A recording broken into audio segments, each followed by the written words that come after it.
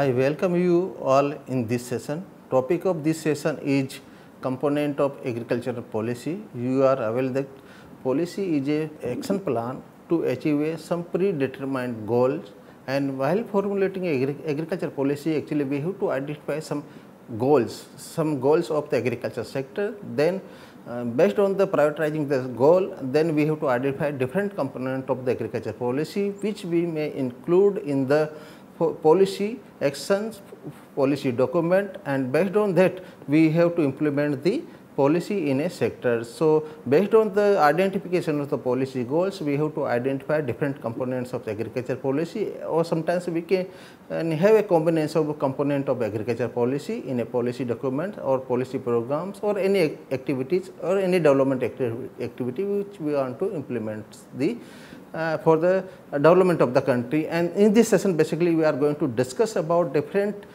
components of agriculture policy which are available before the policy makers. They can choose based on the requirement, based on the sector goals. So, there are different types of components of agriculture policy available in the country, like inputs, incentives are there, their investment in agriculture is there, regulations and control are there. So, in case of input, we have different types of inputs which are required for the production process, agriculture production process, like land, seed, fertilizer, equipments and machinery, water, credit. These are the different inputs we use in the production process of agriculture. Then we have different incentive components like price support components, the subsidies, tax incentives are there, the protection of the trade through tariffs is there, movement of goods also we can regulate in the country. So, these are the different incentives government can use as a component of agriculture policy. And then investment in agriculture is another very much a component which are very much helpful in the promoting to motivating the different sectors, farmers, the private companies in the production process, in the development process. Then regulation and controls like APFC Act, ECS, Essential Commodity Act, and the PFA Act. These are the different regulations we generally use in the policy process. Then let us start with the input components. Agriculture output is a function of the various inputs. Like we have the input, the labor, seeds, fertilizer, plant protection, irrigation, farm machinery, credit. These are the different inputs which are required for the agriculture production process. In order to have production out of the production process, so we have to use these different inputs. And the most important part or the requirement regarding the input component is that the availability of these inputs should be of the good quality, and also it should be available in the affordable prices. Actually, through the availability of the good quality inputs at the affordable price, we can improve our farm productivity, we can reduce the cost of cultivation. Then actually it also help in supplying of the agriculture production at the competitive prices. So, we can go for exports also. So, if the input cost is less, then we can provide the consumer goods at low rate, cheaper rate. We can supply the raw material to the industry at a cheaper rate at a competitive prices. And the National Agriculture Policy also highlighted the input component, like they said that the soil testing and quality testing of fertilizer and seeds will be ensured, and supply of spurious input will be checked, and balance and optimum use of utilization will be promoted together with use of organic manures and biofertilizers to optimize the efficiency of the nutrient use. So, National Agriculture Policy also highlighted about the availability of the input, availability of the good quality input, and balanced use of the inputs. These are the 3-4 components the National Agriculture Policy also highlighted. Then land is the another very much required input. That is that is the basic crucial input. Without land we cannot do agriculture activities, and it is available in the limited supply. It is available, we cannot increase the availability of the land in the country. We have 328 million hectares of land in the country. So, we cannot increase around 140 million hectare land is available, which is the net cultivable area in the country. So, actually the efficient and sustainable use of the land resources is very much of paramount importance in the country, and there are two issues with related to the land, agricultural land. One is the degradation of the land, another is the diversion of land for non-agricultural purpose, and the major implication of the land resources is that it affects the income and livelihood of the rural household, as well as it also affects the supply of the raw material to the industry. So, that is why it is very much important, and the top priority should be given to the soil conservation and management in the policy agenda, and need for national policy on the conversion of agricultural land to non-agricultural purpose. It should be judicious use. So, there should be a national policy which guide us in the conversion of agricultural land to the non-agricultural purpose. Then another input is the seed. So, availability of good quality seed is very much vital for raising the farm productivity, and now we are using the hybrid and improved variety of seeds, and which are available for many crops, and the government has given this Protection of Plant Variety and Farmers Right Act 2001, which protect the rights of the breeders, actually their intellectuals it protect, and it also give right to the farmers to save, use, sow, resow and exchange or sell the farm produce as a seed. Then there is a patent bill 2005 which affects the interest of the farmers actually, and the another aspect of seed is that the government or every government actually they want to have a good seed replacement rate. Actually they want to replace the old or desi variety of seeds with the high yielding or improved variety of seeds. So, we need to increase this seed replacement rate in the country. Then seed market is controlled by the corporate sector basically, and that is why this the cost of the improved variety of seeds is very high, and it affects the availability of this improved variety seed to the small and marginal farmers. Actually they cannot afford to have the purchase this good quality seed from the market, and here in this case the public private farmer collaboration or partnership model can help us in breeding, seed breeding, in marketing and distribution, and is a viable option to make available the seed to the small category of farmers, marginal category of the farmers. And here in this slide you can see the seed production and distribution in the country, and we have seen very good progress in case of the seed production and the distribution. The production of the breeder seed was 45.5 for lakh quintal in the year 2001-2, which has increased to 105.08 lakh quintal, 1000 quintal in the year 2017-18, and the production of powder seed has increased from the 5.44 lakh quintal in the year 2001 to 19.54 lakh quintal in the year 2017-18. Then the distribution of certified and quality seed to the farmers, which has increased from 91.80 lakh quintal in the year 2001 to 352.01 lakh quintal in the year 2017-18. Then another input is the chemical fertilizer. Actually it has contributed a lot in the production of the agriculture, and particularly we have seen the green revolution, which was the combination of the high yielding variety seeds, irrigation and chemical fertilizers. And so chemical fertilizer was one of the important component in the green revolution, and use of larger dosage of chemical fertilizer is the only way to increase food grain and other agricultural production in the country, and government is subsidizing the fertilizer industry to make available the fertilizer to the farmers at the cheaper rate, at the subsidized rate. And the fertilizer consumption is also increasing over the period of time. It was only 1.9 kg per hectare in the year 2000 in the year 1960-61, and it has increased to the 128 kg per hectare in the year 2017-18. Then we have seen there is a high consumption trend in some of the states like the Punjab, Haryana, Andhra Pradesh and Tamil Nadu. There is a high consumption of the chemical fertilizer, and we have also the low consumption in the states of northeastern region. Then Odisha, Bihar, Rajasthan and Madhya Pradesh, there is the per hectare consumption of fertilizer is low compared to some other states, and actually when we want to use the chemical fertilizer for cultivation purpose, we need to also have the assured irrigation in the farm at the farmers level.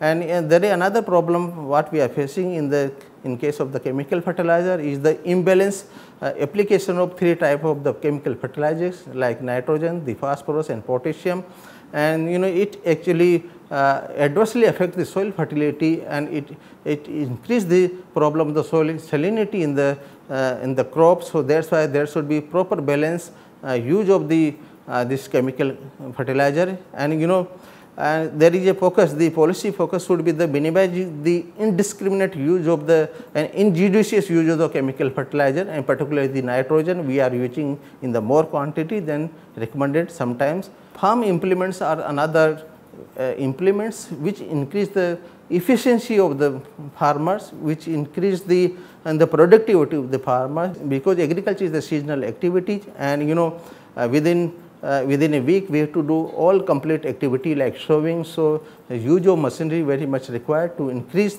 the production in the country, and actually we need to perform various agricultural activity or various agricultural operation in timely, efficiently and cost effectively manner.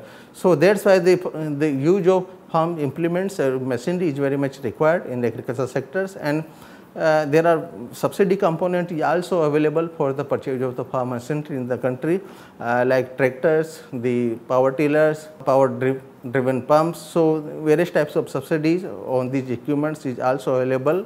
There is a penetration is also there in cost of this farm machinery and implements, and sometimes our problem is that around 80% of our land holding, our farmers are in marginal and small category, and they cannot purchase these equipments, the costly equipment, costly machinery, and for them we need to develop some institutional mechanism like we can form a self-help group for them. So in group they can purchase some machinery and they can share that machinery in their fields. And another aspect in case of the farm implement, we need to develop some machinery for a specific area like dryland agriculture or rain-fed agriculture, hill farming. We need to develop some R&D for developing some machinery for a special area like hill farming.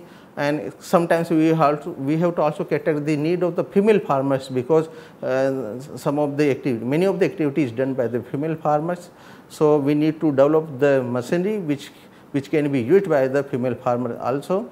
Then irrigation is another input which we use, and we are increasing the potential of the major and medium types of projects. There is irrigation potential increase.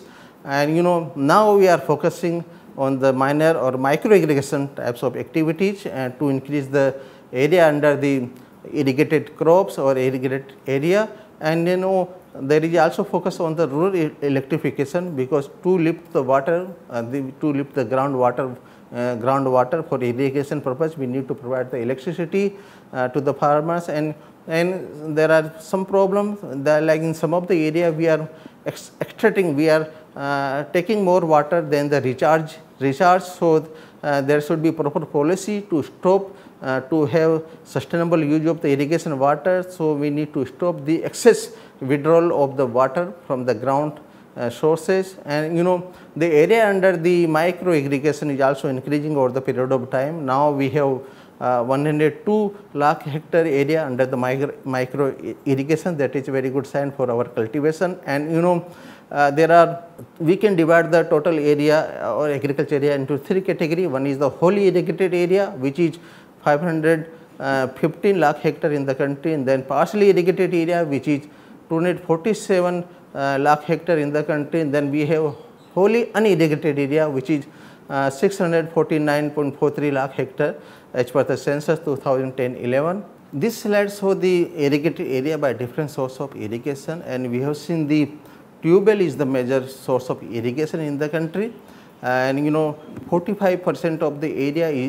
is irrigated by the tube well, and the canal is another important source of the irrigation in the country. 26% area is irrigated by the canal, and the tank and there are other sources are also there. for the irrigation purpose, and total area under the irrigation is 64,000 hectares in the country. So, area under irrigation is also increasing over the period of time. Now, we will move to the another very important input, which is the farm credit. Actually, agriculture is the priority sector in the country, part of priority lending, and we need to have finance available with the farmers. You need to purchase the costly input, costly machinery, and developing farm resources, developing land resources, and therefore the availability of finance or credit is very important in the agriculture sectors. And there are three types of credit requirement at the farmers land. One is the short term credit requirement, another is the long term or medium term credit requirements, and we need to fulfill the all type of credit requirement of the farmers. And sometimes farmers, the small and marginal farmers, they are taking credit from the informal sources, and the Kisan credit card, which is very much utilized by the farmers, which is providing the short term credit for the agriculture inputs or purchasing of agricultural inputs. And we need to also provide the insurance mechanism, because there are a lot of risks available in the agriculture sectors. The production risk is also there, price risk is also there, the marketing is also there. So, we need to secure the farmers' income by providing the insurance to them. Then here you can see the flow of the institutional credit to the agriculture sector, and it has increased. It is increasing over the period of time. In the year 2009-10, the institutional credit to the agriculture was 3,84,514 crore rupees, which has increased to 11,68,503 crore rupees in the year 2017-18. And the commercial banks, they are providing, they are disbursing around 75% of total credit to the agriculture. And then regional rural banks, their share is increasing over the period of time. It was in 9.2% in the year 2009-10, which has increased to 12.1% in the year 2017-18. And then cooperative banks also is one of the very important source, and the share, though it's declining, it was 16.5% in the year 2009-10, which has decreased to 12.9% in the year 2017-18. Then incentive is another very important component to fulfill some specific objective of the agriculture sectors. Government use the incentive to increase the farmers to enhance production and productivity of the different crops, and also the government encourage the investment by the agro industry or and agribusiness and the processing companies. So, this is the purpose of the incentives, and there are two categories of incentives are there. One is the price support incentives, another is the input subsidy incentives are there. The price support, we know this is to protect the farmers against the distress sales, because in the harvesting season we see that when the glut of the produce comes in the market, and therefore the price of the agriculture produce or agriculture commodity decline and reduce, and therefore the government announced the minimum support prices, and it give a kind of assurance to the farmers that if the price fall from this minimum support prices, the government will procure the commodities from the farmers, they will purchase the produce. Then input subsidy is another incentive, and actually the government provide different types of subsidy on different agricultural input like irrigation, fertilizer, power, seeds, machine credits. So, different types of subsidies on different inputs is provided, and actually the purpose is to reduce the cost of cultivation, and actually this increase the price competitiveness of the agricultural commodity in the foreign market also. But there is some problem, and sometimes we find there is overuse of the subsidized inputs by the farmers. It distorts the cropping pattern. Sometimes it degraded the land and water resources. In some of the areas we have seen the soil fertility is declining over the period of time, and actually this overuse of the subsidized input affects the sustainability of the agriculture system as a whole. So, there is a need to have reform to eliminate this adverse consequence of the subsidized input actually, and sometimes we need to deliver this subsidy component in very costly effective way. and to the target group only. Sometimes you see the large farmers are benefited more from the input subsidy, but in the small or marginal farmers, they are not benefited from the input subsidy component. So we need to develop some subsidies so it is equitably distributed to all types of farmers. Then there are some other policy incentives are also there, like improving the terms and conditions or terms of trade for agricultural produce in comparison to the industry. Then we also create some environment for the private investment. We try to motivate the private investment in agriculture sectors. Then we want to remove some restriction on the movement of agriculture, the commodities. Then we can also do the promotion of agriculture by changing the land tenures or leasing rules, and the protection from the import through the exchange rate and tariff intervention. These are another incentives, and tax incentive to the farm implement and input producing companies or firms which are providing agriculture services. Such type of policy incentive we use in order to improve the agriculture condition, in order to have the agriculture development, agriculture growth in the country. Then investment is another component of the agriculture policy, and there are two sources of investment. One is the public source, another is the private source. And the purpose of this investment is to generate capital in the form of infrastructure and also to improve the quality of the natural resources and assets of the agriculture sector. And then also we want to create, basically the investment purpose is to create the productive assets for promotion of long-term growth and improving the efficiency of the production and marketing of the agriculture sectors. We are observing over the period of time there is a decline or reduction in the share of the public sector investment over the period of time. Share of agriculture in gross capital formation has declined from 17.7% in the year 1980-81 to the 6.4% in the year 2017-18. So we need to increase the private sector investment in the agriculture sectors, and this private sector investment is also dependent on the public sector investment, and actually we need to have the public sector investment in the irrigation infrastructure development, the road, power, agriculture research and development. So for this purpose, actually we need to have the public sector investment, and then we have to motivate the private sector through some incentives and through some tax concession to them for developing the farm technology, the rural energy, marketing, storage, distribution and supply chain management. Then we can encourage the private investment in the development of food, fruits and vegetable processing. So investment is very much required in the agriculture sectors, and private investment need to be promoted, because there is a decline in the public sector investment over the period of time. And rules and regulations, or regulation and control, are another important component of agriculture policy. And here basically state and central governments, they enforce various rules and regulations to achieve the intended agriculture sector goal.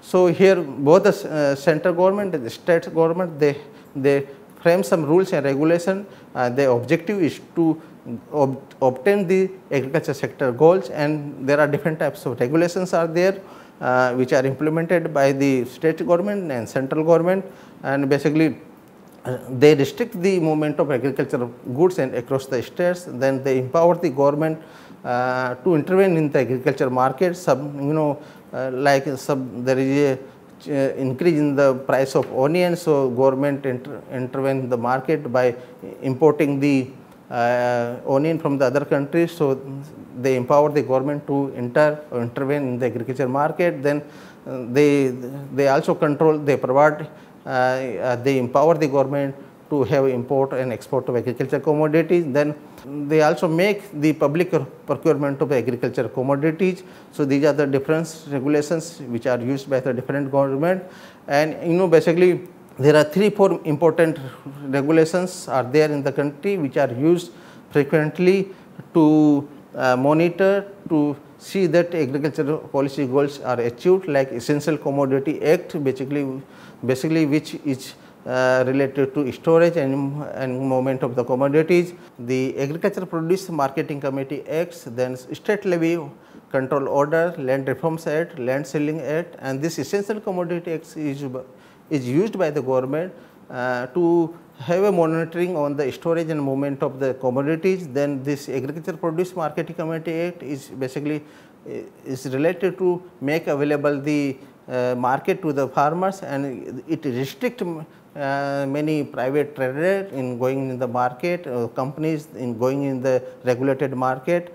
And the State Levy Control Order is basically, sometimes the government procure a certain portion of the rice from the rice millers, and then we know about the Land Reforms and Land Ceiling Act to give the right of the land to the farmers.